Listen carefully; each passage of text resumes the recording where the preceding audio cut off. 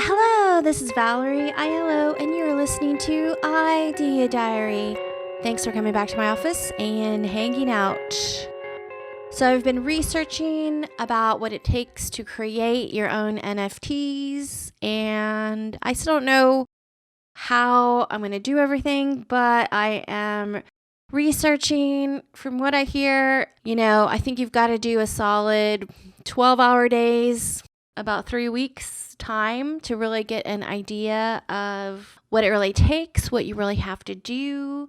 So just to catch up from yesterday's research, a non-fungible token is an NFT. It's basically a digital certificate stored on a secure distributed database called a blockchain, and it is a digital asset that's publicly verifiable intellectual property, authenticated, that you can sell over and over again, or basically you can create a unique NFT, sell it once, and that NFT can be sold over and over again.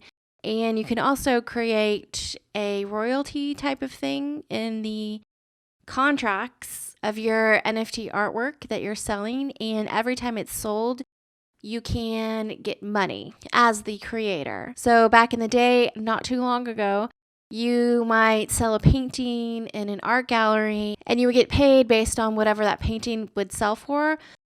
But say if you sold that painting for $3,000 and eventually someday that painting was worth $3 million, you would never see or get a profit from the future monetary gain that painting had created. An artist never saw the value that a painting over time created. So if the price went up and you're an artist that created a multi-million-dollar painting, you might never ever see money from that.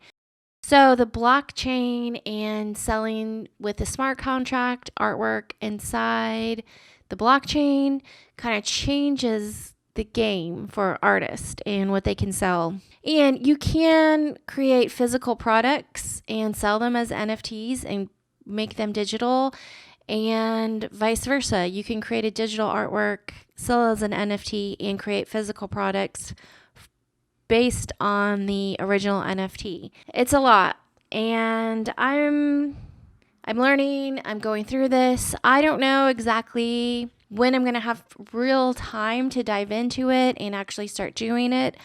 I learn by doing rather than researching, and I've got a lot of things on my plate right now, which hopefully should be wrapped up by the end of this month, but things can take a little bit longer than I anticipated.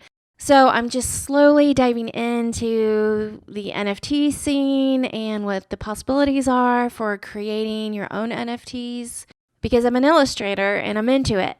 Whatever it is, I'm into it. I'm ready to go. I love the idea of cryptocurrency, and I especially love the idea that I can get into the cryptocurrency game by creating something instead of just putting real fiat currency dollar bills into the cryptocurrency blockchain space. I feel like I'm just not personally prepared for that. However, if I can create artwork and sell it and make cryptocurrencies based on using my brain and creating stuff, I feel like that's the ticket for me. That's what I want to do. So with creating your own EFTs, there's several places where you can sell an EFT, but I guess most people, or the easiest way to kind of get started, is to do OpenSea. And I'm still learning about all of this. I'm kind of just going over the things that I've researched and discovered, and I might change my mind a million times over, but I kind of wanted to learn together, start the conversation. This is not financial advice at all. I'm no expert in any way, but I feel like if we can just admit when we don't know something and just start talking about it, because hopefully somewhere along the way, the more conversations that are happening, the more of reality it can become. I think that's amazing, and what is great about the internet. Just as an example, OpenSea is a marketplace that you can create your own store. It trades using Ethereum, so you're going to have to set up a wallet. I still can't figure out what the best wallet is, the safest wallet, but when you set up a wallet, you're going to have Ether And I guess there's something called an Ether gas station. And I guess that's where you can maybe trade cryptos. I'm not totally sure, but I think that's where you put real money into your wallet so that you can buy Ether. Basically, when you are creating an EFT, you're going to have to understand smart contracts and creating token IDs. You're going to have a payout address if you are wanting to collect royalties off of secondary sales. And I think it's a 10% royalty as a standard. But I think you can set your own fees when it comes to secondary sales.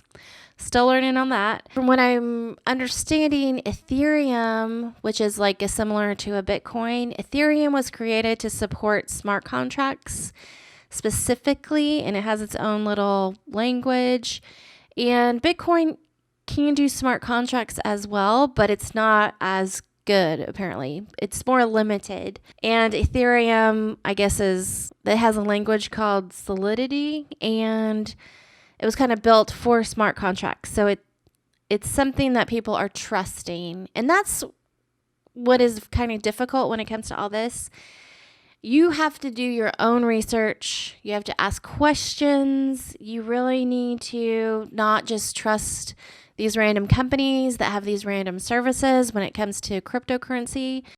You've really got to research and learn about something before you open an account, before you give up your passwords, and before you give all these different types of companies access to your information. You've got to actually read the privacy policies and what you're agreeing to. Because I know a lot of us will just click, okay, I agree, and never ever read whatever it is that we're agreeing to because we want to use Twitter on our phones or Facebook on our phones or Instagram on our phones. And it's just, when it comes to crypto, I think we've all got to take things a lot more seriously and go to the next level of really understanding what you're signing up for. You know, it's time that we actually read the terms of services and actually agree to good companies that are doing good things and being just trustworthy in general, and not using the companies that aren't being trustworthy. So when I'm researching what it takes to create your own NFTs and your own artwork, something called CryptoKitties comes up over and over again in a lot of videos as a great example of having a collection of artwork that kind of is cohesive and fun and memorable and easy to share and easy to talk about. I sort of feel like the collectibles aspect of EFTs is kind of a really good selling point and great branding. I'm really diving into that and what it means and trying to figure out this smart contract thing. It looks pretty intense for, I guess, coding and different things and learning how to mint and learning how to create these contracts. Seems a little bit difficult just at the get-go, but it looks like there are some companies that help you create your contracts. And maybe if you go through the process of creating the smart contract for your EFT artwork, maybe once you do it once and a few times, it actually becomes a little bit easier to understand, and then maybe it's just kind of automatic eventually. I'm hoping that it's not as hard as it seems. So yeah, I'm really into this process of learning about NFTs and what I can do as far as getting into the game and creating my own stuff.